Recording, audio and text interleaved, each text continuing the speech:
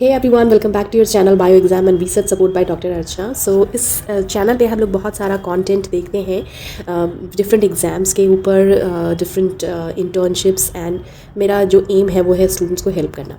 सो मैंने technical assistant के ऊपर बहुत सारा कंटेंट बनाया है। इस जॉब की स्पेशलिटी ये है कि इस जॉब को आप आफ्टर ग्रेजुएशन दे सकते हो। तो बहुत सारे स्टूडेंट्स जो हैं उनका एम होता है कि वो अर्ली जॉब सिक्योर कर लें अपने लिए, तो बाद में वो अगर चाहे तो हायर एजुकेशन के लिए फर्दर जा सकते हैं या उसी जॉब में फर्दर उनको प्रमोशन मिल सकती है। ये मैं जो है इस जॉब पे फोकस करती हूँ और इसी सीरीज़ में मैंने आज का जो वीडियो है वो CSIR NIO के ऊपर है।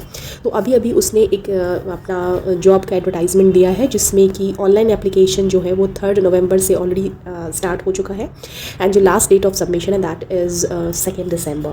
नाउ वन बाय वन हम लोग जो है वो देखने वाले हैं कि क्या क्या डिटेल्स हैं इस एग्ज़ाम की। तो सबसे पहले हम लोग देखते हैं पोजीशन के बारे में।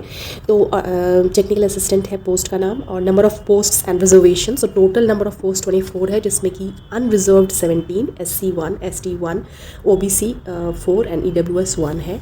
जो अपर एज लिमिट है दैट इज़ 28 ईयर्स, एंड जो पे लेवल है as per 7 CPC that is level 6 between 35,400 to 1,12,400, and आपको टोटल 65,856 के करीब आपको इसमें से मिलेगा। नाउ नेक्स्ट थिंग जो है, इसमें बहुत सारे पोस्ट कोड हैं, जैसे कि TA01, TA02 एंड बहुत सारे हैं। लेकिन चूँकि यहाँ पे जो स्टूडेंट्स मेरे साथ अभी यहाँ पे जुड़े हुए हैं यूट्यूब पे, they are mostly from biological sciences, agriculture, life sciences, botany, microbiology, zoology and other related subjects of biological sciences. So उनके लिए यहाँ पे जो पोस्ट कोड है वो है TA08। 2 पोस्ट है, एक अनरिजर्व्ड की, एक OBC की। तो मिनिमम क्वालिफिकेशन है BSc इन बायोलॉजी, बॉटनी और equivalent with minimum 60% marks and 1 year experience in river, lake, marine water sediment sample analysis for biological parameters from a recognize institute और organisation. So इसमें क्या है कि unlike TFRI, इसमें आपको एक एक्सपीरियंस भी मांग रहे हैं 1 ईयर का। तो ये और डिज़ायरेबल क्वालिफिकेशन में इन्होंने कहा है कि experience in sampling and analysis of water sediment samples on board ship वगैरह। और किस तरह का जॉब होगा इसमें कि ये to carry out collection and laboratory analysis of water और sediment samples using sophisticated scientific instruments and participation in the institutes oceanographic research cruises and field trips as and when required. तो देखो, इसमें आपका जो जॉब है वो काफ़ी interesting है एंड डिज़ायरेबल क्वालिफ़िकेशन ये है, लेकिन आप अप्लाई कर दो अगर आपका वर्क एक्सपीरियंस है।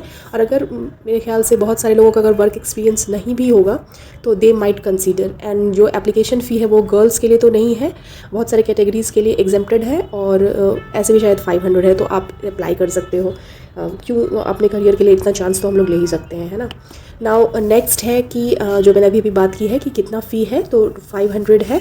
कैटेगरी भी यहाँ पे लिखा हुआ है, आप स्क्रीनशॉट ले सकते हो। और जो विमेन है, SC ST और PWBD और एक्स सर्विसमैन कैंडिडेट्स हैं, उनका जो है उन्हें एप्लीकेशन फ़ी नहीं देना है, ठीक है। Now next thing is age limit and relaxation. So age limit relaxation के ऊपर बहुत ज़्यादा जो है उन्होंने अपना एक टेबल बना के दे रखा है। तो ऐसे 28 ईयर्स है, लेकिन जो SC ST हैं उनको 5 ईयर्स का जो है उनको रिलैक्सेशन मिला है। OBC के लिए 3 ईयर्स है, एंड ऐसे ही सभी कैटेगरीज़ का है। तो आप क्या कर सकते हो, ऑफिशियल नोटिफिकेशन को जाके देख लो, जो मैं अभी आपको टेलीग्राम पे भी शेयर करने वाली हूँ। तो वहाँ से आप डाउनलोड कर लेना PDF और सब कुछ देख लो आपकी कैटेगरी के हिसाब से।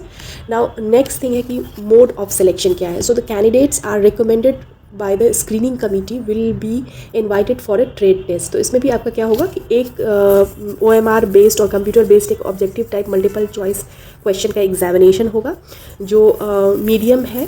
The questions will be set both in English and Hindi and except the questions on English language, ठीक है। और जो स्टैंडर्ड होगा एग्जाम का, किस तरह के क्वेश्चन आएंगे, तो ग्रेजुएशन लेवल के, डिप्लोमा लेवल के, based on the advertised qualification of the post.